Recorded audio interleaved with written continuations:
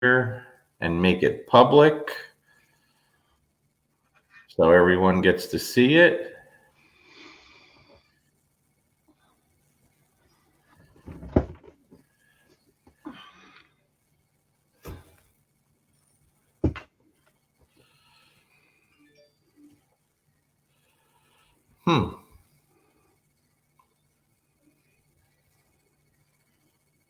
It's not bringing it up there for me. Hold on one second, Chris.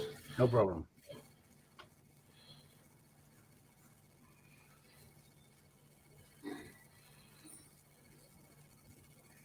There we are. Edit privacy. All right, so now everyone can see it. Hey, Kieran. All right, now people start jumping on. You drinking your whiskey out of a coffee mug? It's my logo. Nice. Never mind the bollocks. Show me your dog. There you go. Stole it off the Sex Pistols. Never mind the bollocks. Remember the Sex Pistols? Yeah, I do. Yeah. I do. They were very big in my area of New Jersey. And they had a famous song. I Did It My Way, didn't they? They nicked it off of Sinatra, and they did a brilliant version. Sid Vicious, you know. That's great. That's great. What's up, William? William George Webb is joining us. I knew he would. He's in on everything, isn't he, William? He's worse than me. Yeah, we'll give people a few minutes. This is nice because finally, so many people support me from over your way, and I always do these things at night, and it's too late for them. So this will be good. We have a different audience, I bet, today. Yeah, it's nice for UK. Yeah, you're right. It's a lot of people appreciate your frankness and your way you showed the e-collar, Larry, and that to me changed my way of training. Well, that means the world, Chris, because I respect the hell out of you, and I look forward to this conversation always because I know you're always going to speak your mind, and I love that. And when you don't agree with me, you're going to tell me, and we're never going to fight over that. And no. That's the most important thing, and I don't understand why that's not more common in this industry. It's crazy. There's nothing wrong with good debate, is there? And you can have a difference of opinion, but you remain civil with each other. That's the whole point. Yeah, absolutely. And this is wide open. We could talk about absolutely anything you want. There's nothing off the table, Yeah. And so we try to give people a little bit something here, But how you been? Everything getting back to normal over there a little bit? Well, you lot have fucked it up for us, really, to be honest with you. Really? We've had the G9, the G7, is it soon? G9? Yeah. 7. We've had Biden here. What a freaking chap he is. Where did you get him from? Please don't remind me. We just lost half your audience. What an embarrassment. Terrible, isn't it? Terrible. He's not capable of putting together a full sentence anymore, No. And the thing is, Larry, as well, is when I see him on TV in your country, even when he's in his office and he doesn't talk to the press, he walks away from the press. Yeah. At least Trump used to talk to people about everything, didn't he? Okay. I like some of the things he did, but I'm open-minded and I love politics. I love and we've got it in this country at the moment. It's a shitstorm. Absolute shitstorm. Yeah. And no one's going to cope with COVID because none of us knew what it was going to be like. But he's always covered up with a mask, Biden in America. Comes over here and he's freaking bumping and freaking groping and touching everyone. And now Cornwall's come down with the virus. Yeah, it's a joke. It's an embarrassment, man. It is. They brought 5,000 police from all over England and put them on cruise ship and said, there you go. Where's the worst place to catch the freaking virus if you're going to mix people? And now they're saying it's not connected. It is connected when you bring not only 5,000 police, but you bring in camera crews, news media. Cornwall was inundated with people for the G9, whatever, G7, whatever it was. It's total insanity. It really is. Yeah. Yeah. So how's the dog business going? You staying covered up, staying busy? It's funny, Larry, because a year and a half ago, and a fellow dog trainer that I actually supported on the internet over the years, He used to do a lot more. Talk about e-collar training and leash training, and he used discipline. I'm not going to mention his name. I'm not going to give him the satisfaction, but he let me down because he contacted me and said, "I love your videos. You're really taking off on YouTube. I'll promote you." So he actually talked about me on a couple of his live feeds and promoted me, and I thought that was really nice of him. He's in America.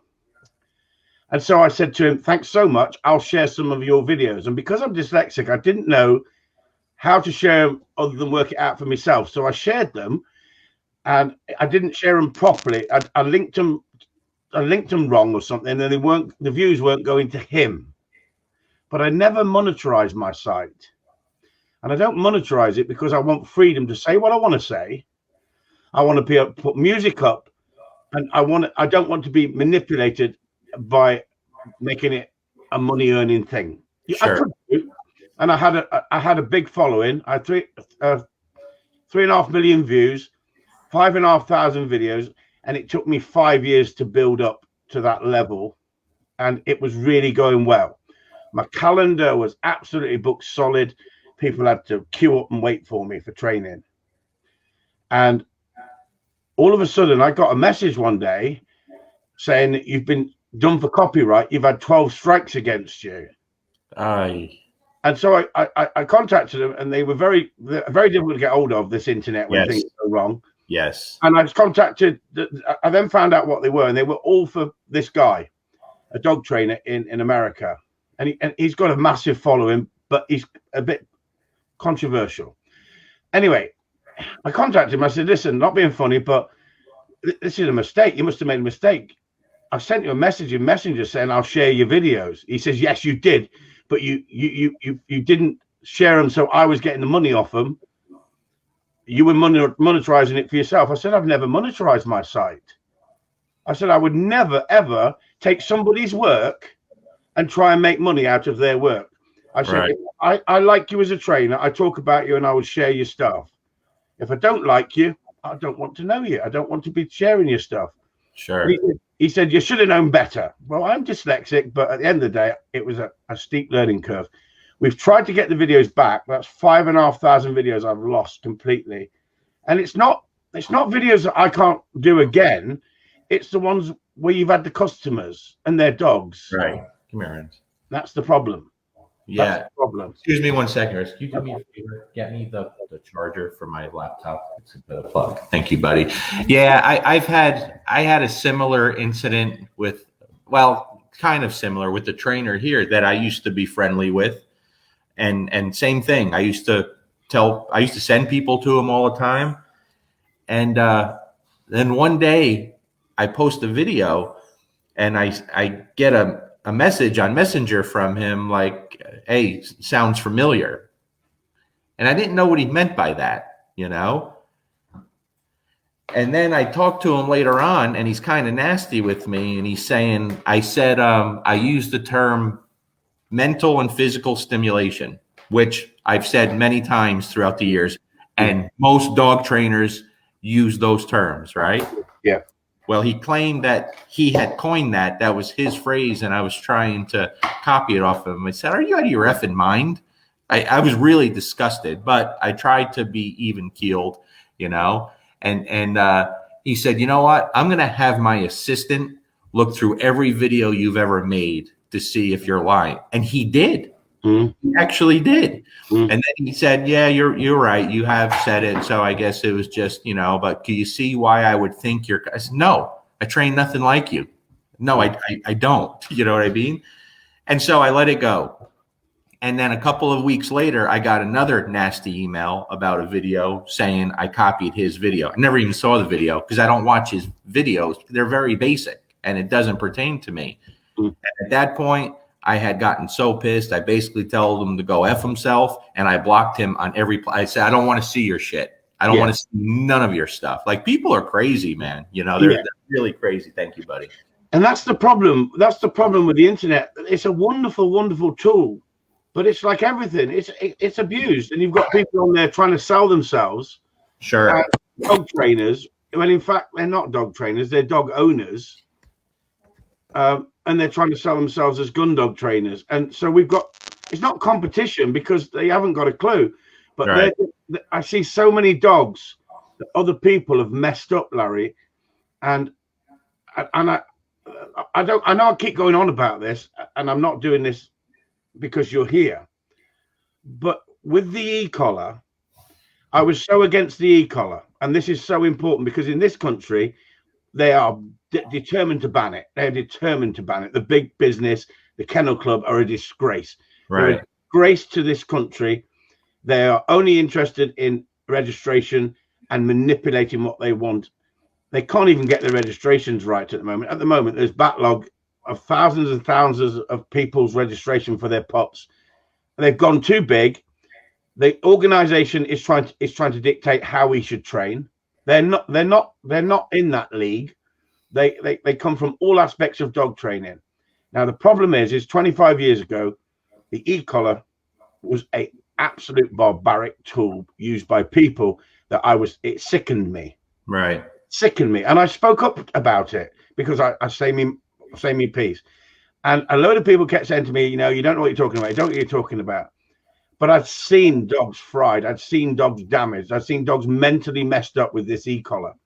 Mm-hmm. So we need to be open and honest about it. And you can't say that the e-collar is an evil tool if it's not an evil tool, if used the way you showed it.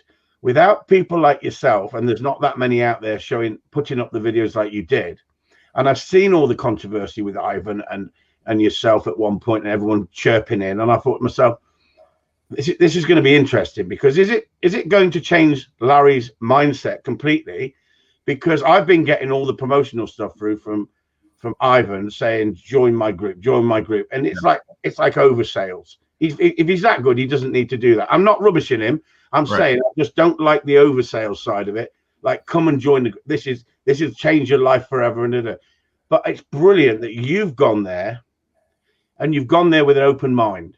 Because after that conversation you had with him, I think was disgraceful for dog training, in my opinion. I think it was wrong because at the end of the day, you should both have a very open mind. And I take me out off to you because you said, I'm still going there to learn. And you've come away, and I watched your live feed the other night where you were talking about drinking bourbon, and I listened to what you were saying about Ivan. And I thought to myself, good on you, Larry, because a lot of people would have said, you can stick your thing up, I'll have my money back.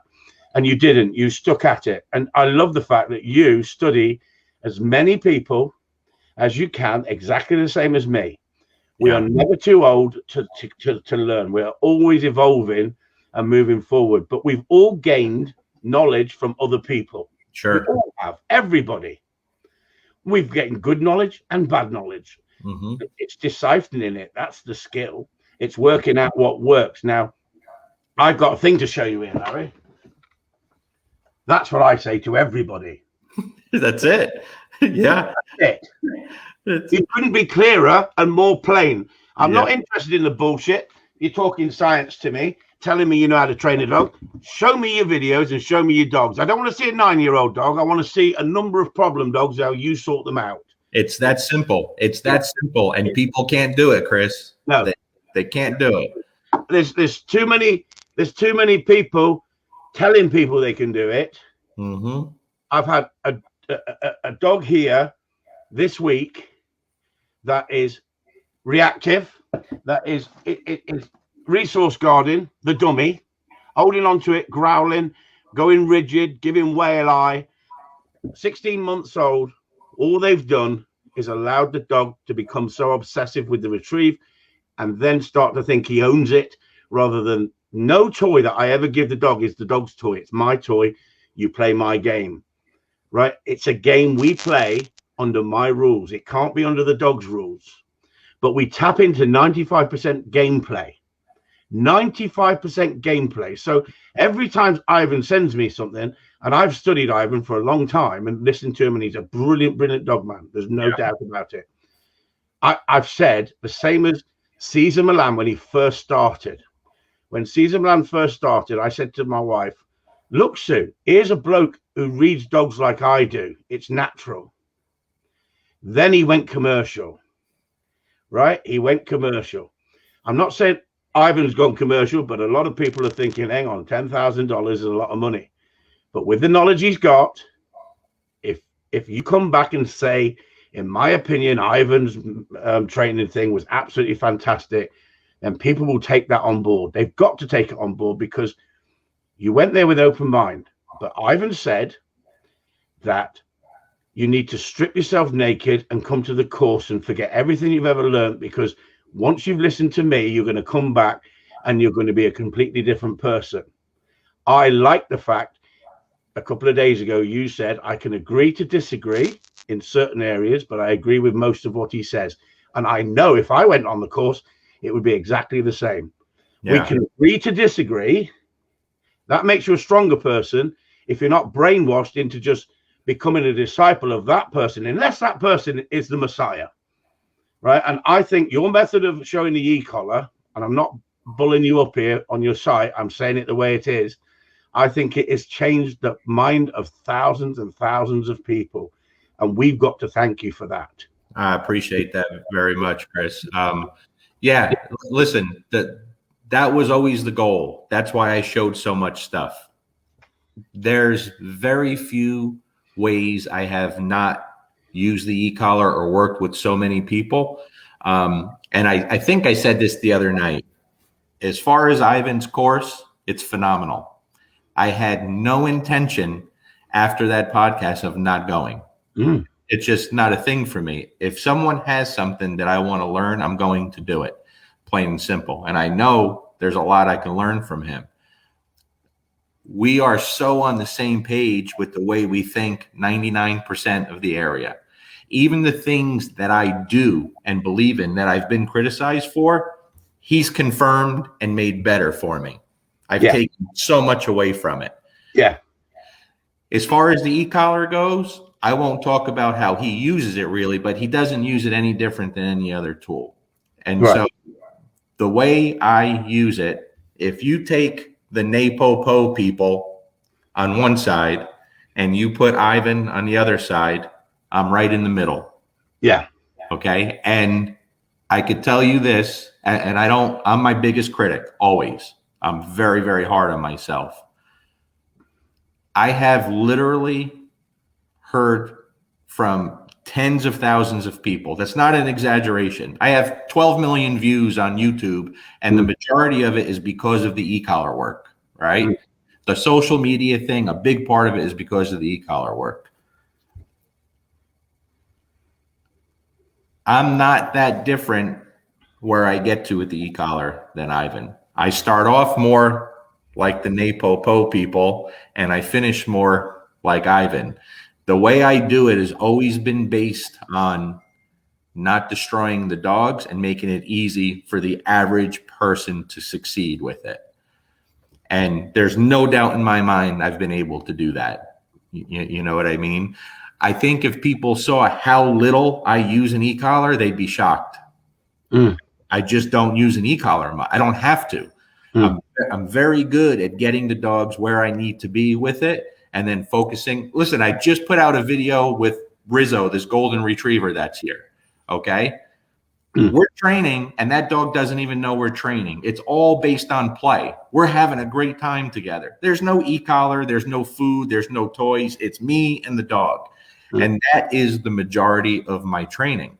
Now, when it comes time to start my puppy, Dante, who's 6 months old on the e-collar, it will take me 1 to 2 days to get him to where I need him to be before I can say stop a behavior that I know I'm going to have to stop. All right. And that is, I stopped letting him play ball with my other dogs because he's very rough, like a lot of working puppies at that age, but they can outrun him.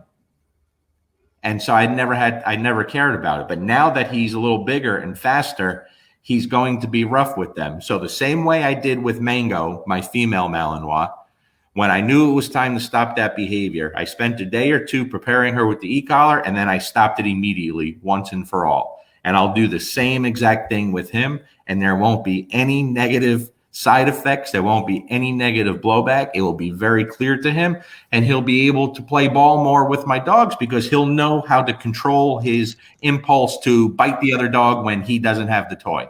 You know what I mean? It's that simple. It's that simple. So just to help people here, because I'm listening to that, you're not going to punish the dog when he's got something in his mouth. You're going to punish him for going to bite the other dog. Yes. Yeah. That's important. That's important, Larry, because if someone's listening and they think, I'm going to e-collar the dog because he's going into not bringing the retrieve back or something like that. Yeah, no. Going in to take the retrieve off another dog. You don't want to associate that with the no, not at all. Because I don't use the e-collar a lot with obedience. I don't have to. No, I don't. No. I get to a point very quickly. The tool is there if I need it. And so I'll prepare 1 or 2 days. I'll prepare the dog. And then what I'll do, the same thing I did with Mango, and I showed it. I wanted people to see the video, so I showed it. I've seen it, yeah. What's going to happen is the same thing Mango did. When she's running with the ball, he's going to come up behind her and go to bite her from behind because he's frustrated. The second he goes in to bite her, right before he gets his teeth on her, I'm going to correct that firmly one time, and I'll never have to do it again. And because that's an unwanted behavior, and you're punishing an unwanted behavior. That's it. And it won't matter if he doesn't have the e-collar on tomorrow or the next week, he won't do it anymore. Yeah, exactly. Because you've gone in firm enough. That's it. That makes so much difference. And that's what's happening, Larry. You've got people using it at the high end all the time and frying dogs and upsetting dogs and mentally messing dogs up. But the nice thing is I asked a question a few years ago on one of your questions, and I said, well, why do you condition every dog with the e-collar? And you explained to me about the customers. I found the e-collar is the most brilliant tool for customers who haven't got my knowledge and skill. I don't need the e-collar. It's as simple as that. But to teach people exactly what you said, it's so much easier to teach them to use the e-collar in that way that you've shown it. And I would have been disappointed, Larry. I would have had an open mind, but I would have been disappointed if you said, no, Ivan's opened my mind. I'm never going to condition the dog again. And I got it all wrong. I'd be a bit disappointed because I'm getting brilliant results with it, Larry. Brilliant. Exactly. And I would never do that. And, I've had conversations with Ivan before. We've talked privately. I respect the hell out of him. He's a phenomenal mind, and the course is worth every penny for me. I'm so engrossed in it, and I'm about to start it all over again. I'll go through it multiple times because I get kind of obsessed with the most important part for me was confirming a lot of the things. Well, I'm going to tell you what made it difficult. He came to my seminar in Florida a couple of weeks ago. Right. That was tough. That was hard to have him there. Okay. Why? That's a lot of pressure. No. I get very nervous for. But you weren't better under pressure. Listen, I get nervous with every seminar I do, right? Yeah, Yeah. Because I don't want to let people down. They go out of their way to be there. I want to make it worth their while. So when he called and said, do you mind if I get a ticket and come? I was like, well, no, it's going to it's going to be hard, but no, of course. So what I found was the first day. Larry, did you charge him? Yeah. Oh yeah, absolutely. Absolutely. You got some money back then. Yeah. Well, if I did it, it wouldn't be fair to everyone else. You know what I mean? So what made it tough was I was going to work with the dog. It was a human aggressive dog. And there was something that I've done for a long time in situations like that. I don't want to go into too much detail because I won't give his stuff away. Yeah, sure. But what sucked was literally on the way down to Florida that day, the day before when I was driving down there, in the module, the section of his course that we were in, he was going over something similar. Right. So something very similar that I've been doing for years, but his way was much better.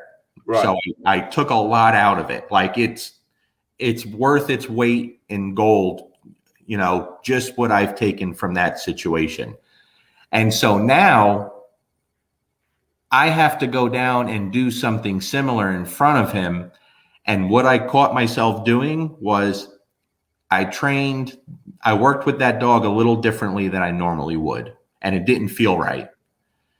And immediately after that day, after that Saturday, I went over and I grabbed him. I said, let me talk to you for a minute. And hey, Steph, could you mind putting one of these lights on for me real quick? Thanks, babe. I said, I got to talk to you about something. And sure, put another one on, the other one instead. Turn that one off. Yeah, that's good, Steph. Thanks. Thank you, babe. That's good. And so I said, that didn't feel right. I normally wouldn't do that. What could I do better? I wanted his advice. He didn't have to give me advice. You know what I mean? And he did. And he gave me some good advice on the spot. But later on, he sent me a long text with much better advice.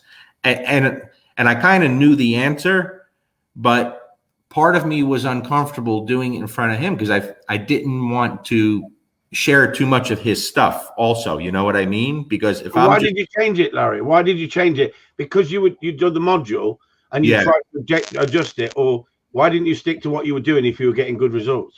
I did, but then I kind of fell in the middle because I let the pressure of him being there change the way I train, and I rushed things. Right. And I knew this. Right. And I asked him, I wanted to see what he said. And he, it's pretty much, he gave me very good advice. He didn't have to do that. You know what I mean?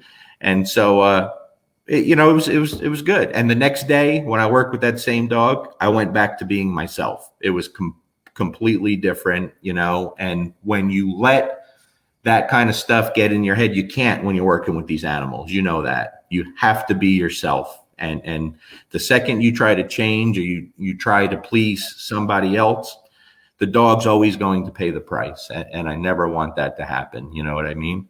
That's it. So is he a big food-based trainer or not really? No, he uses food, but not a ton. I thought that was the case because what I've seen,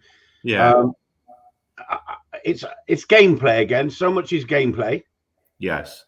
So the thing is, I thought to myself, what am I going to gain from going over to his sport and what he's picked up from the sport? Not only that he's not just a brilliant sports trainer, he's trained with other dogs in different environments and different situations. I'm not saying he's a one-trick pony by no means. He's a brilliant dog trainer. Yeah. But what I'm saying is, I want to study as much from everybody as possible, but there's the conflict I had with listening to the debates and listening to Ivan is it's a bit like the trial world here. It used to be dogs of yesteryear, going back 30 years, dogs would hunt hard, but they didn't have the control that they've got now. But the emphasis was on the hunting and not the other stuff, the retrieving, the steadiness, the obedience and all that. And unfortunately, tests came into competition and the amateurs came into it, and the test scene became really big and it became more obedience related. So it's more I want a perfect heel with a Labrador instead of a Labrador looking in the direction where you want it to be looking when you fire, or there's birds being dropped all over the place. You want the dog having that natural ability to watch it, but you've got to have that steadiness as well. So if you train under temptation like we do, you've got to be able to train a dog to a good standard. The problem with the test world, you're not putting the dogs under the pressure of real live game. It's just dummies. A lot of people can run in tests and do well in tests, but it doesn't mean that makes you a good trial person. Sure. When you look at Ivan and his precise heel work and his regimental sort of skills set of competition dogs, I'm not looking for that. So I don't want to go down that road, although I can appreciate it to a high degree of watching the precision training, as we say. But dealing with Joe Public like you do, I think we have to have a different open mindset and think, hang on, they're not going to ever want to get to that competition level, that control to that level. They want a happy dog. They want a dog that listens to them. And so I think we've got to change tack and go slightly down a different rabbit hole than perhaps some of the sports trainers. And I've been there and won competition. So don't get me wrong. It's not as if I haven't won competition in my field of expertise, but I now appreciate a dog more for the bond you get between the dog and the relationship you get between the dog, rather than years ago. I followed the old school, and it was all about hunting was everything, and just finishing the trial with the hardest dog there. And dogs have become softer. They've become more emotionally charged, and training has become a completely different thing, Larry. And they're trying to push the fact that everything can be done with positive and positive only. Yeah, if possible. Well, let me go deeper into this then. I used to hear the same thing about Bart years ago, because everyone associated Bart with the e-collar, right? And then they would go to one of his seminars and be disappointed that they didn't see him do a ton of e-collar. Everybody wanted that magic pill with the e-collar. And I used to try to explain to them, no, you don't understand. He's an absolutely brilliant trainer, period. It's nothing to do with an e-collar. A brilliant dog mind. Yeah. And I've always given him credit for the way I learned so much from him, right? Everyone associates Ivan with IGP and precision sport work. I could tell you this very confidently. I am very good at fixing problem dogs. I've been for a long time. What I have taken away from his course on understanding negative reinforcement and punishment, especially on a different level, has made me much, much better at what I do very fast. And I'm already seeing the results from it. Like, absolutely phenomenal. He doesn't promote himself as someone that could deal with problem dogs, but believe me when I tell you, the way he trains and his knowledge on the science end of it. I've never had interest in the science end. Right. He's got me going so far down the friggin' rabbit hole on my own now. I just want to tell him I wish you would have never started this, because it's gotten me thinking about everything. But just the areas of his course on punishment and negative reinforcement made me so much better and made the results I get with difficult dogs that much faster. Now let me ask you a controversial question then. Yeah. Because you said we can talk about anything. Yeah. Right. Would you show Joe Public what he showed you? Not because of what he's taught you and you think you owe it to him, or do you think Joe Public's not ready to give correction to that level to a dog on the internet? Because that could get certain people, or you say, no, he doesn't do any of that. He's not using hard methods. Right. But I'm talking about, I know that there's certain times that we've got to go in firm, that if we put that up, we're going to get crucified. Yeah. Not because it's cruel, because society has become so silly and mamby-pamby about giving corrections, because it's one of them subjects that you can't talk about. Mm-hmm. It's one of them subjects that 30 years ago, they even, all the books you read, they skipped over it. They told you they used discipline, you show firmness. I'm trying to be careful here because I'm not throwing anybody under the bus here. Sure. But what I'm saying is, I'm not saying that we're doing it cruelly, but has he made you step up and think, no, a firmer correction at the right time is far kinder than trying to manipulate a dog with softer corrections where the dog is hardening him up? Well, that's a great question. Let's say this. It has nothing to do with level of correction or firmness. Right. Okay. I've never had an issue using the a firm correction if I need to. So it has nothing to do with level of correction. The first part of your question, would I show Joe Public? That's a great question. I do things at seminars when people pay me to come work dogs, right?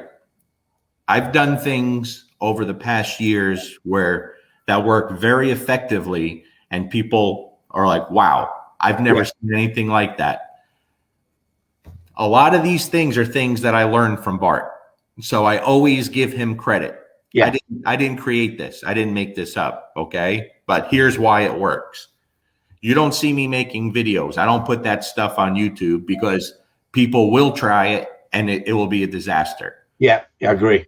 The things that have made me better with Ivan's course, I will most certainly utilize with my clients and workshops and seminars. 100%. If people pay me to train their dog, they deserve for me to give them everything I possibly know. But I would never take the stuff that I've taken from him, especially with the punishment, and put it in videos for people to try to emulate. Because for one, he makes a living off of it. And it is really valuable stuff. And I just wouldn't do that. You know what I mean? But if I'm working a seminar and what I do, and I used, like I said, I did it before. I just did it a little differently and not as effective. I am obligated to give that dog, those people, everything I possibly know. Yeah. I wouldn't post that stuff for free or try to tell. If you try to tell someone, it's not going to work. There's so much more to it. Not just that though, Larry, because this needs to be put across. Each dog is like each human. We're all different. Absolutely. If I give a correction, a firm correction to a dog that I know needs a firm correction, and someone sees that and think, I'll give that to my dog, they're going to ruin their dog if their dog is of not that temperament, 100%. not that level of aggression, not that level of when we talk about resource guarding. Lads come all the way here, 500 miles to travel here, spend 3-4 days with me with a dog that's resource guarded. He's been to trainers that sat there for 20 minutes while the dog's growling and won't release the retrieve. They can't get the retrieve out the dog's mouth because it's just clamped on so hard and it's gone whale-eye and it's like rigid and it's turning away from them. And they've sat there stroking the dog and praising the dog. They're rewarding a behavior and creating a bigger problem. Then someone's gone in, Larry, and I'm not going to say who it is because they were trying to help him, and they've given a correction and they've backed off because they thought they were going to get themselves bit badly. That then makes it a dangerous dog. Yeah, absolutely. And so that's why we can't put it up. Not that it's cruel, but we can't put it up because each situation and each dog is different. And that's what we've got to get across. We're not hiding in the shadows, us guys who use discipline. We're saying we use discipline. We use correction. That's what I loved about the debate with you and Larry, that Larry was saying things that I agreed with Larry and I disagreed with you, but I agreed with you on other things. But that doesn't mean that I'd say, well, hang on, Larry doesn't know what he's talking about because Ivan says that. I wasn't interested in getting to that silly debate about who's right and who's wrong. I wanted to learn. So I sat back, but I was very interested in the outcome. And I just thought to myself, how lovely and honest, because you said, Chris Upton, honest guy. I appreciate that. And that's the way I work. But I just thought to myself, Larry put himself out there, put himself on that head above the parapet. And he got shot at by some people, but he still went to Ivan's course and he came away praising Ivan for what he showed him and saying, the nice thing I did like though, Larry, is you said, but I'm not going to change this, the way I condition the dogs to begin with. And I think that was fantastic because I would have been disappointed if you'd said, I've learned not to do that because you're wasting your time. I've found that teaching the dog what it's about to begin with, the majority of dogs that come to me, Larry, as gun dogs, people have put the work in and the dog knows what come here means. It's just taking the piss out of them. Right. And so we don't have to take a stranger with a dog and they got no idea. They've got some idea, most people, but the dogs push boundaries. And it's so simple to bring it back with an e-collar.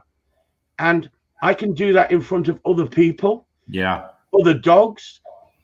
If I go back to the old-fashioned way of running out, grabbing hold of the dog, letting the dog know you're the boss, that's where it used to be. Right? People will go, that's unacceptable. They'll video it.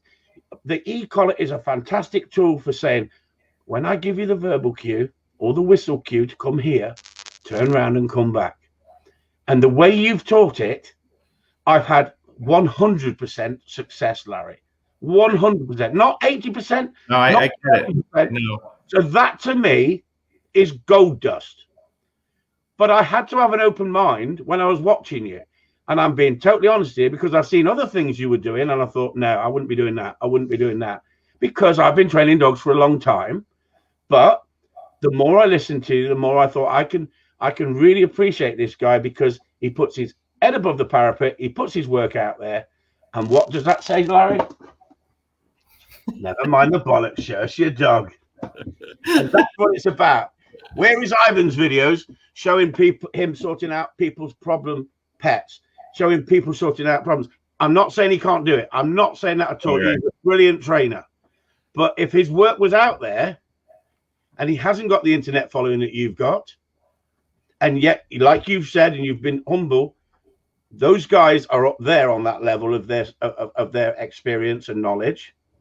And you've worked for a living, and you've now, well, I don't know if you're semi-professional or semi-retired, but you work for a living, but you did your dogs and you talked about it. I was there when that Chris Fraser interview went ahead, and I was disgusted with that as well, because I think that you didn't get a fair input into that. But you didn't bite. You didn't bite. I would have bit like shit. I don't know if you heard Danny Wells's freaking argument the other day. Freaking hell, he'd give it shit with another trainer in America. But Danny's a Liverpudlian, and when they kick off, they just freaking say what they want to say. And I was laughing my head off in the end, because it was two trainers, like at loggerheads together, like two stags fighting on the internet. And I think we can agree to disagree. But Sure.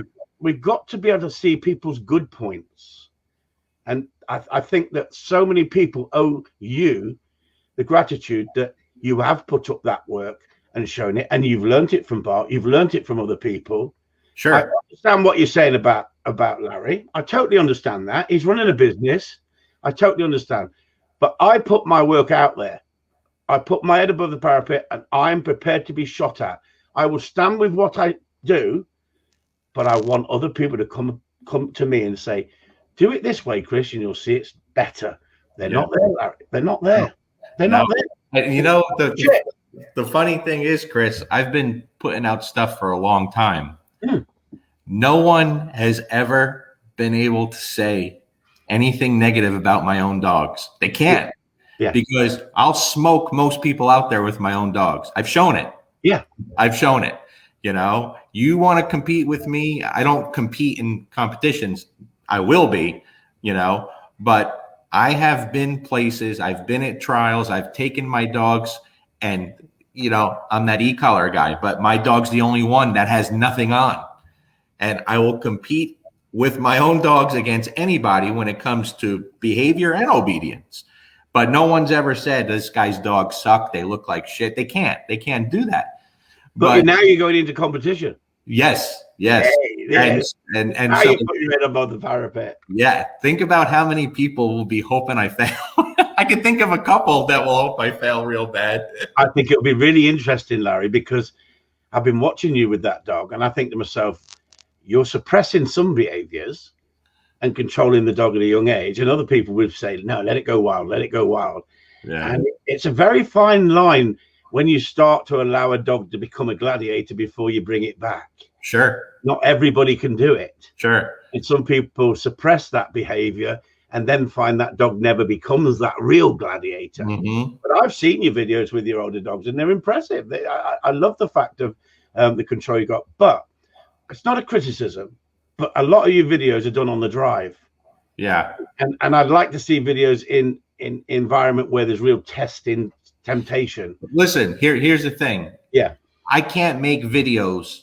It's very difficult, but I've done things in front of thousands of people in public with my dogs. You know what I mean? But it's very difficult to worry about working your dog and doing things and trying to film. And there's people out there that if you look at my YouTube channel, I don't put out a lot of videos because I don't have the time or help with someone to film.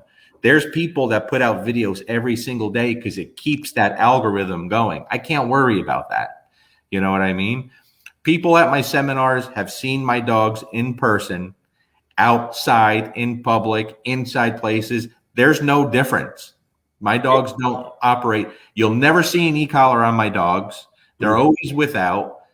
I'm very confident with my own dogs. Now, this German Shepherd that I have here now, right? The one thing I've always paid attention to is it doesn't matter what I do with these dogs to help them. I have to be realistic on what the owners can follow up with. Yeah. Okay. So this German Shepherd is a lot of dog. He's a strong dog. He is intense. Is that the one that nearly pulled the lady over? Yes. Yeah. So his owners are a little bit older. Physically, they can't do what I can do with that dog, right? And I just had a conversation with them yesterday about this. I've made the e-collar part of that dog's training a lot more than I would any other dog, because that's what's going to save them. That's what's going to give them the ability to control that dog in all situations. But if I'm right, Larry, and I may be wrong, tell me. When I first saw them with the dog and used video, I don't know if that was the first video, they had an e-collar. You said, don't touch the e-collar, don't touch the e-collar. Yes. So have they been using an e-collar? Yes. The wrong way. Way. Ineffectively. Yeah. Ineffective. I shouldn't say totally ineffectively, but not as effective as it is now. Yeah. Okay. So I made it. Are you bringing the drive down on the dog? Only when we have to. Right. Okay. Why don't you bring it down because of their age? I'm not saying they didn't have the ability in their day. Like I saw that discussion. I felt a little bit sorry for Penny because I think Penny she came to one of your seminars. She actually said that's too much dog for them people. Yeah. And she speaks from the heart. Yeah. And for a lot of people who see that first video, I totally understand what they were saying. I understand what you were trying to say, but in my opinion, that video, if you just were assessing that video, you might say that's too much of a dog for them. But you then said, how dare you? They've had dogs with. Yeah. And I sent Penny a message because I think the world of Penny. I like she's a straight talker as well. Liverpool. Absolutely. I like her a lot. That video wasn't toward her. And I wanted to make sure she knew that, because there are all kinds of people running their mouth. Everybody's freaking got an opinion. Arse wipes, aren't they? Half of them. And here's the thing, Chris. This is what people don't think about. These owners are very knowledgeable. This is their 6th Shepherd, and I think from the same breeder. Okay. Yeah. So when you pick up an 8-week-old puppy, if you've already had 5 other dogs, you don't know that this one is so different it's going to be too much to handle. You don't know that. You know what I mean? So do you think it's just temperament? This dog is completely different. I know the breeder, and they breed good dogs, and they breed family pets very successfully. This dog, you would think, came from a straight up European working line German Shepherd. You know, he's batshit crazy. But together, they were able to recognize at a young age, like, whoa, we got a problem here. This is a lot of dog. You know what I mean? So when someone else. What age, Larry? Sorry to interrupt. What age? Very young. Very young. That's not the first time you've seen them with the dog then? That is the first time I've seen them. Yeah. That dog looked at least 9 months old, didn't it? Yeah. I think he was about 9 months old there, 10 months old. And he had been. Did they not see it at 4 or 5 months old? Yeah, they did. They sent him away to a trainer. Right. Yeah, right. Yeah. They did. Yeah. And as he's getting older, he just continued to get stronger and stronger and stronger, you know, and they're very knowledgeable, and they do a lot with their dogs. Yeah. She said to me, if I can't get a handle on this, I can't keep this dog. He's too much. So I agreed to take him, and he's a great dog. He's a great dog, but he's a lot. He is a lot. And so that is where the e-collar itself, if done properly, can keep that dog in that home, because it takes away the physical disadvantage that the owners have with the strength of this dog. You know what I mean? There's no other way they'd be able to equalize that. It would be very, very difficult. You know, the last time that dog went to the vet, it was bad. It was bad. He wanted to eat people, you know. I had him. Isn't it wonderful, Larry, though, that I speak to American trainers of all aspects of dog training who use discipline, and they'll talk about it. Like you've just said, that dog needs the e-collar. They won't cope without the e-collar. In our country, you cannot have a discussion about punishment with very, very, very few. I mean, Danny Wells is one of the few people who will actually talk about it. Right. James Penrith will talk about it for sheep stuff and all that sort of stuff, stopping those unwanted behaviors. And I take me out after those guys. But there is very few people in our country. Why is it the Americans speak their mind? Is it because of freedom of speech and you can say what you like and you feel that you've got more desire to do what you want to do in life? Because in our country, everything is shoved under the carpet. You can do it. They know it's done, but don't talk about it. That's why we've got a problem in this country. Yeah, we're getting there. We're losing our freedom of speech slowly but surely. You know what I mean? But I think when it comes to, you know what it is, Chris? When the average person or the ignorant hear the word punishment and they associate it with dog training, right away they think brutality. Yeah. They think really harshness. They think, just bad stuff. And very rarely is that the case. Very rarely. You know what I mean? Now, do we have people here that shouldn't be training dogs and that have bigger followings on YouTube and social media than me? 100%. And I've been very vocal and outspoken about that for a very, very long time.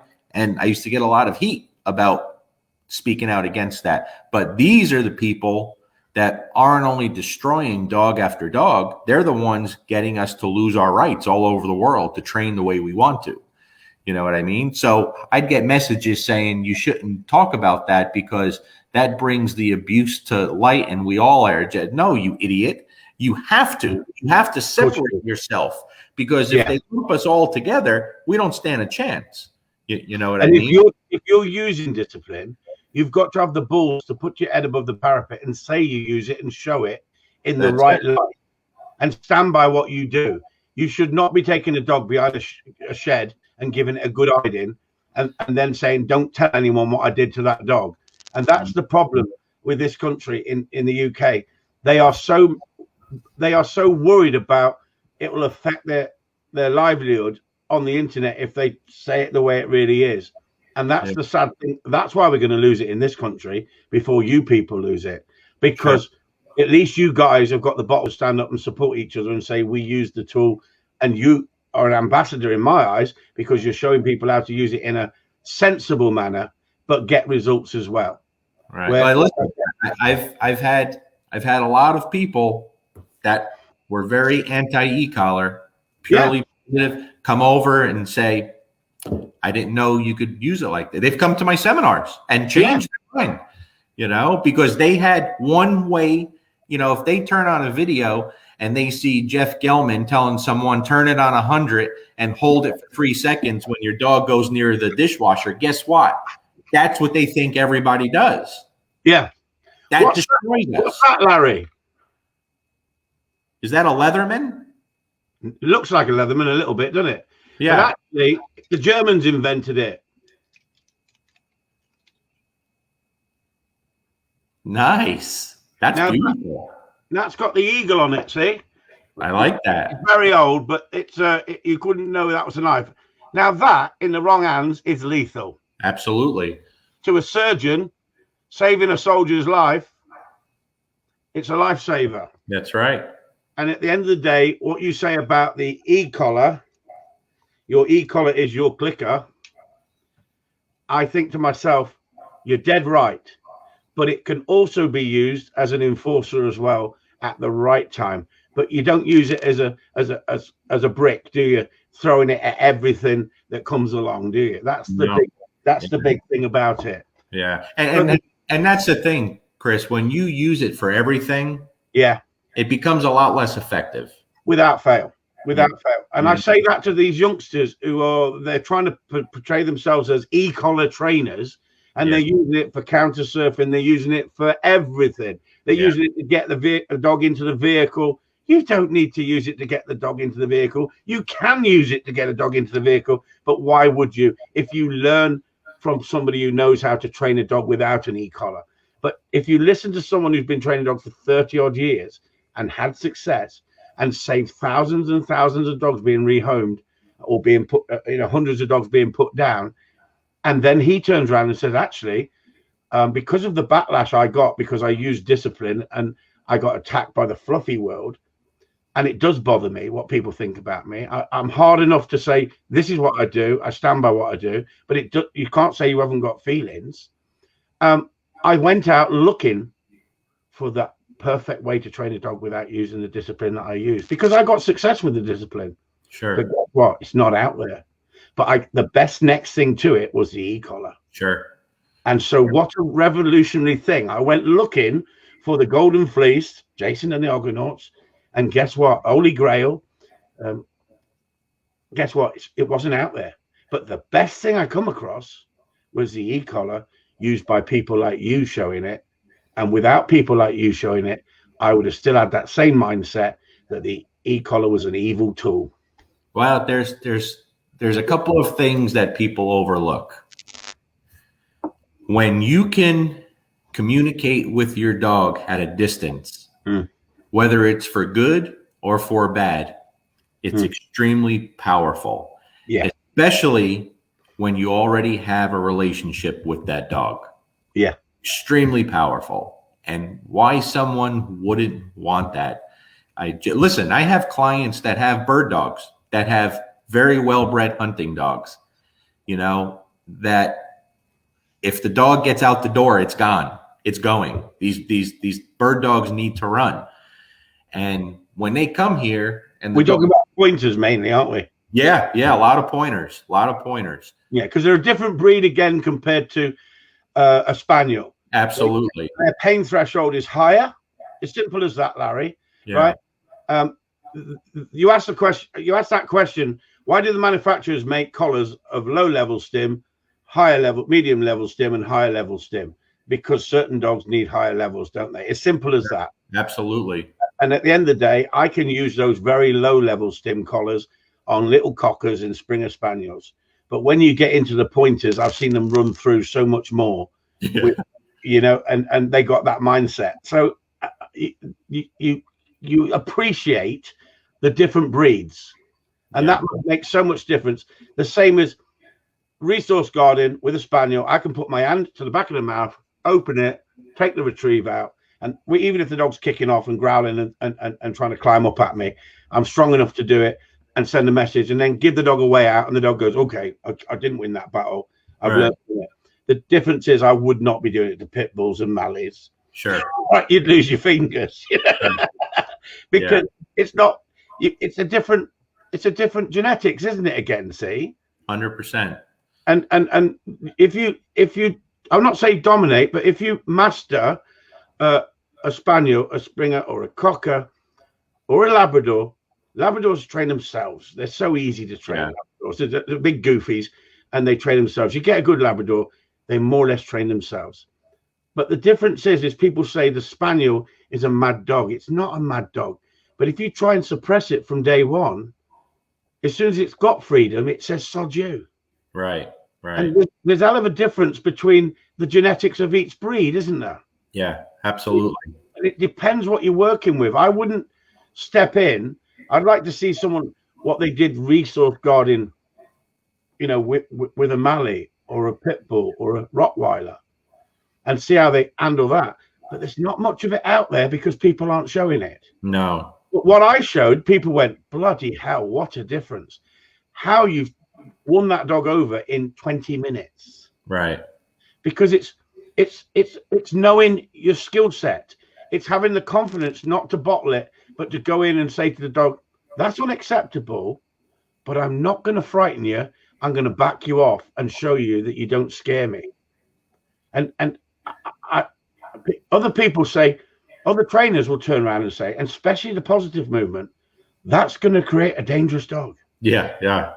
No, it's not. What's going to create the dangerous dog is if you keep saying good boy and keep throwing freaking food at it. And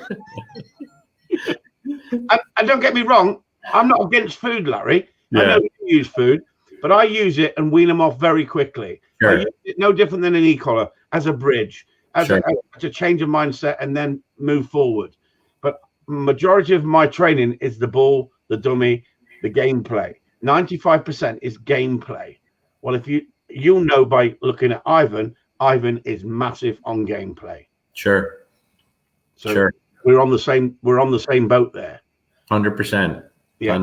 100%. And I'm the same way, like I think the video I posted an hour before this I said something about this golden retriever. We're training, and the dog doesn't even know we're training.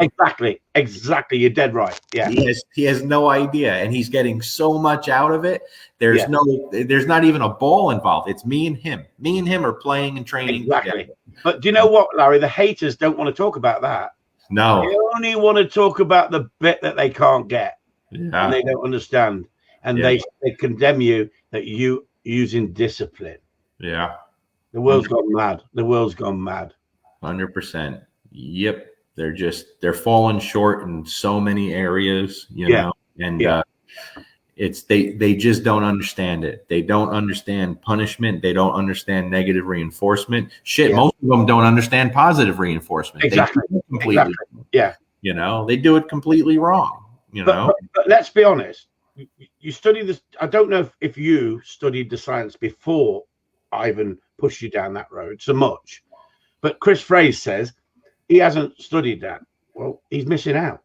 Big time. He's missing out. I've got a lot of respect for Chris Fraze in some areas of his training. He knows what he's doing, but I haven't got respect in other areas. But I wouldn't want to fall out with him. But I can appreciate some of the skills he's got are very high skills. And I've had my arguments with him. I've had my disagreements with him. But he's been civil with me, and I don't know why. I don't know why he's been civil with me, because he went down that road of attacking a lot of trainers, and I don't think it did him any good, because he's not on the scene as he was. Patreon, I've gone over to Patreon. He's gone over to Patreon. Patreon is now giving me a very good living. Before, I was giving it away for free, Larry. Right. Because I was making enough money with the customers that were coming through the door. Sure. They were paying me. So I was the ones that would let me film it, I was putting up for free to help the dog training world out there in the gun dog training world, because I've seen so many dogs ruined.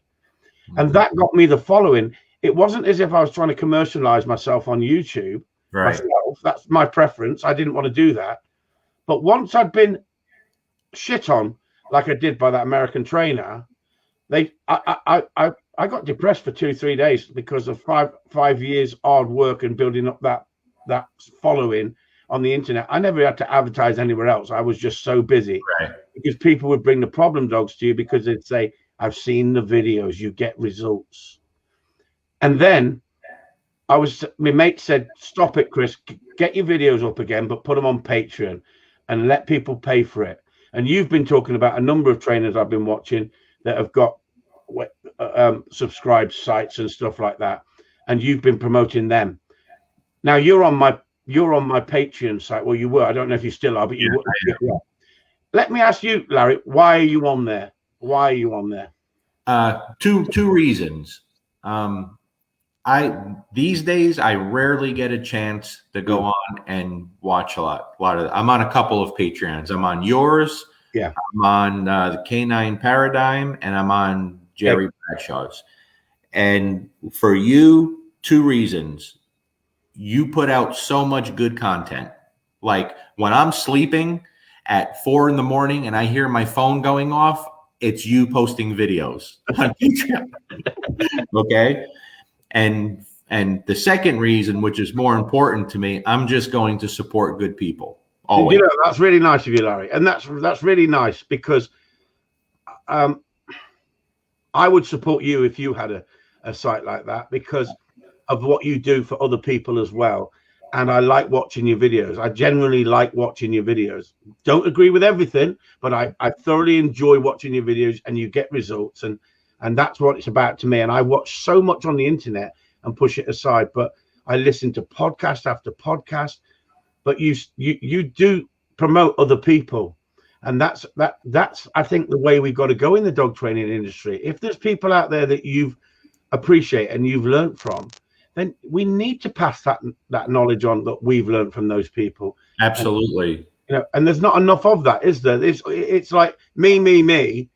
Look at me. I want to promote myself. Well, hang on.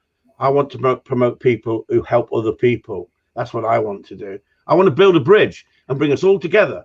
But you can't bring us all together if there's internet fighting all the frigging time, because I can't be arsed with it. And yet, I will attack somebody so frigging hard if they ever go at me for no good reason. But I don't go looking for fights, because it's just not worth the hassle. There's not enough hours in the day. No, I'll promote someone that I don't like, Chris, if I think they do good work. Yeah. I just I'll promote someone that doesn't like me if I think they do good work. But the one thing I have no tolerance for is a liar. Yeah. And we have people out there, you've mentioned some of them, that lie, and I have no respect for that whatsoever. None. And I'll never ever support someone like that. You know what I mean? You know, the dog training world is very small. And when you go out and you attack other trainers, you better make sure you don't have no dirty shit in your background. Yeah. And that's why certain people would not do a live with me. Everything has to be recorded because they know I know stuff. Yeah. I'm friendly with a lot of trainers. Yeah. You know, and I still was decent and kept my mouth shut and never tried to harm anyone. Because when I really think I'm going to just cause some damage here, I try to think of their family. Do they deserve it? No. Sure. He or she may be a scumbag, but their family don't deserve it, you know, and you could do a lot of harm. If you have a decent following, you could do a lot of harm to someone in this industry. So I'm always very careful what I say. And that's why if I don't like something, most of the time, it doesn't faze me anymore. It used to, but it doesn't faze me. I get a kick out. You know what I get a kick out of? Someone bashing other trainers for trying to capitalize on this and selling this. And then a month later, they're doing all the same shit. They're doing it, yeah. That cracks me up. You know what I mean? But my motto, Larry, is treat people the way you want to be treated yourself. It's pretty simple. And at the end of the day, I can sit on here on this live and the world could be watching. I have not gone out of my way ever to turn somebody over for a result in competition, for judging assignment, or ripping them off and not training their dog.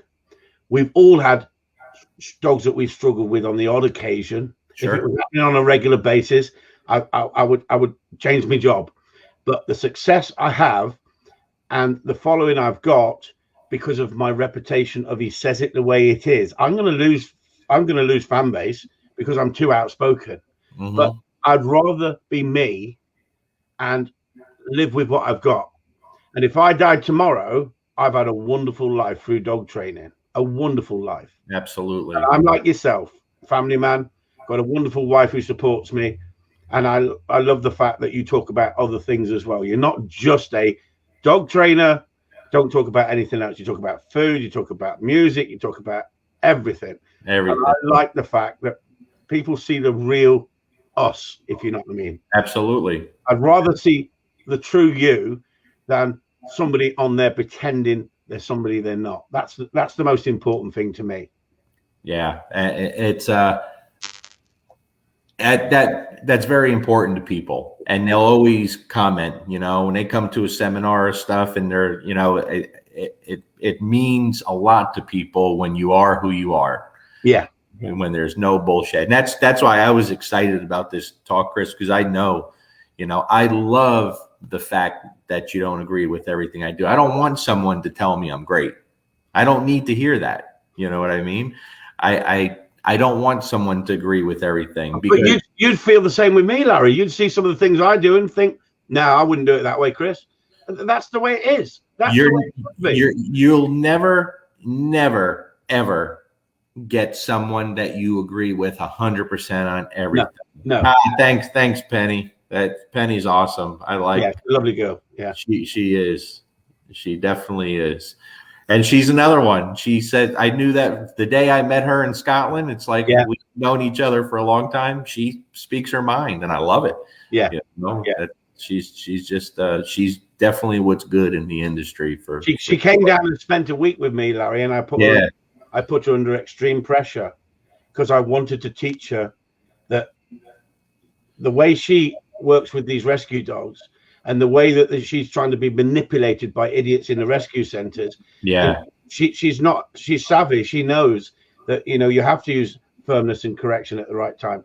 But when she tried to do the same with my gun dogs, they froze on her because we don't need to do it. We don't do it because they follow me because I'm a leader. And she tried to show authority and they froze on her. And it was a brilliant learning curve for her. And she'll tell you. And she learned from it because I work with a loose lead. If the lead is loose, it's pressure on, pressure off. And she brought the dog out of the kennel as if she was bringing a rescue dog out. And because it was tight on the lead, the dogs pulled back and went, "What the frick is this?" Yeah. Instantly got into not a confrontation, but they didn't trust her as soon as she brought them out into the field. And I had to show it. And she just soaked it up. She's so hungry for knowledge. Yeah. She's lovely. She's so hungry for knowledge. Yeah, she is. Always said about your seminar that she thoroughly enjoyed the seminar in Scotland. And she puts the effort in. She puts the work in, and she puts the money up front to get these seminars. And she's always said high regards about yourself. Well, it means the world, because I feel the same way about her. There's a lot of good people out here, you know, Chris, and we both get a lot of positivity from a lot of good people. And so when someone comes at me and I have people jumping on them and going, I tell them, don't do that. Yeah. That's what we want. Yeah. They don't get attention for doing anything good on their own. Yeah. So if you go after them, even though it's negative, it's still giving them attention that they haven't earned. So it doesn't bother me. Don't let it bother you. You know what I mean? But my Patreon site, Larry, is a group of people who followed me on the internet for free. They decided that I was well worth the money to come over to Patreon, and I've made good money out of Patreon. It's changed my life. With the virus and that's affected my business, because we weren't getting people coming through the door for 9 months. Sure. It was all internet based, but without the internet, I wouldn't have had an income, because I haven't got a pension. I haven't retired. I'm going to be working till I drop dead, because I've thoroughly enjoyed life. I've had me sailing. I've had me fun. You know, I'm a big spender of money. Anything that comes along, I spend it. I love my food. I love my drink. Me too, buddy. Life's too short, because I've lost a few good mates who work 9 to 5, or 7 in the morning till 4, mechanics and stuff like this, and they've died of cancer, and they've not even collected that bloody pension they've been paying into for years and years, Larry. So I say to anybody out there, the biggest thing in life is enjoy life. And if you're not enjoying it, don't do it. If you're not enjoying dog training, don't do it, because you've got to enjoy it. And if you're enjoying it, the dog will enjoy it. And if you're coming home and you're frustrated because of work commitments or family commitments, and you're not putting the work into the dog, that relationship is going to break down, because it's a relationship. You talk about it so much about forget the obedience, build the relationship, then add the obedience. Yeah, makes a world of difference. And listen, I do this shit for free. I did it for free for a long time. I love it. If I was a millionaire, I would do it for free on the internet and just give it for nothing, because I love it. I love watching people's faces when their dog changes. They come here, they're apprehensive. They're like, "Oh, he's going to let me down. He's going to let me down." And the amount of people I've shook their hand and said, "You've done a wonderful job with this dog. There's just a few little things that we need to change," and we change them within that day or so. They're here, and they go home with the biggest grin on their face. And that's what it's about to me, Larry. When they keep giving you a bottle of bloody whiskey, everybody who comes here, on top of paying you. You have to see the collection of whiskey and bourbon that I have. It's amazing. I feel so lucky that these people are paying me good money, and when you give someone something so nice and thoughtful, man, it's incredible. It's very humbling. You know, it really is very humbling. And right after my vacation in 2 weeks, I'm going to start having a little bit more bourbon. I've been training too much, and I got to get back to drinking a little bit and enjoying life again. And we'll do this. I hope I make it over to see you someday, Chris, and have some good whiskey with you. And I'd really. The thing is, as well, Larry, is when somebody comes to me, it's a package. They spend time with me in my premises. We've got a caravan. They can stay over. They have a big package, and some people on some of the videos goes, "Bloody hell, he didn't hold back there. He give that person a bit of a beasting, a bit like Gordon Ramsay." But at the end of the day, that's only if they deserve it. That's only if they come here with that attitude that they know better, and they've got a dog better than they think they have. Right. And I have to sort of bring them down a little bit. So some people come here with that, "Oh my God, what's he going to be like?" But it all depends on the person you're training, doesn't it? It's the same as the dog. On some dogs, you don't need to go in and use firm discipline. And it's the same with people. because I speak my mind, I think people love those videos that are car crashes, if you know what I mean. Sure. Because you show it the way it is, and then you show how to change it. But you're not changing the dog so much, you're changing the person. Yeah, absolutely. And that's the fantastic thing about, if all dogs were the same, it would be boring. If all people were the same, it would be boring, wouldn't it? Yeah. You have to have a relationship with the people. You have to. Yeah. Because if you don't, the shit you do with the dog is temporary. That's it. It's just temporary. That's why I'm doing a seminar this coming year. It's going to be a little different. It's for trainers, and they're not bringing a dog. We're going to bring regular people in with regular dogs. That's the way. That's where you sort out who knows what they're talking about. That's it. And I want them to not only work with the dogs, but now you got to work with the people too. How would you work with these people? What would you do? Because that's a big part of it. That's a really big part of it. And there's a fine line between confidence and arrogance as well. Sure. Because you've got to have that confidence to step into that arena and go, here I am, watch what I can do. Yeah. I'm not saying, I don't get nervous, but I get an adrenaline buzz. And that's what I used to get in competition. I used to see people who could train a dog to a good standard, Larry, go into competition and stand there shaking, smoking non-stop. I think, when your dog's reading all this shit, when he casts it off, he's not going to listen to you. Yeah. The dog picks up from it. Yeah. But to me, you've got to have a little bit of it's nerves, but it's good nerves, because when I'm put under pressure, that's when I do my best work. Yep. When somebody puts me under pressure, it's not those everyday dogs that you see the problem after problem after problem. It's the real naughty ones that want to push the boundaries, that you have to read the mind and change the mindset of the dog. And that's the brilliant part of it. But not only do you change the mindset of the dog, you then got to unscramble the owner who's created the problem. 100%. If you can't change the bad habits and replace them with good habits, you just threw your money away. Exactly. Yeah, you're wasting your money, and you got to be honest with them, don't you? Yeah, and I don't care who the trainer is. I don't care how good you are. The shit we do is temporary. Yeah. The shit I give you is permanent if you allow it to be. That's it. It has to be done that way. And that's what we get here, Larry, because we take a dog in for 20 weeks and we turn it into a gun dog. Nice. From a pet. Well, that's easy for me, but then that person's got to know how to handle that dog. They're not a trainer, they're now a handler, and they got to know every movement, all the timing. And if they haven't got that right, like you said, they're wasting their money. Absolutely. 100%. 100%. Well, listen, buddy, we're about an hour and 20 minutes in. Magic, Larry. Great talking to you. Yeah, I appreciate the good work. I appreciate you coming on, Chris. I always enjoy these conversations. And you and me. Yeah. I think the world of you. I respect the hell out of you. Thank you very much. I'm humbled for that. Thank you. Don't ever change, but I don't think you will. So. No chance. I'm too old now. All right, buddy. You have a good night. Cheers, mate. Bye-bye. Bye.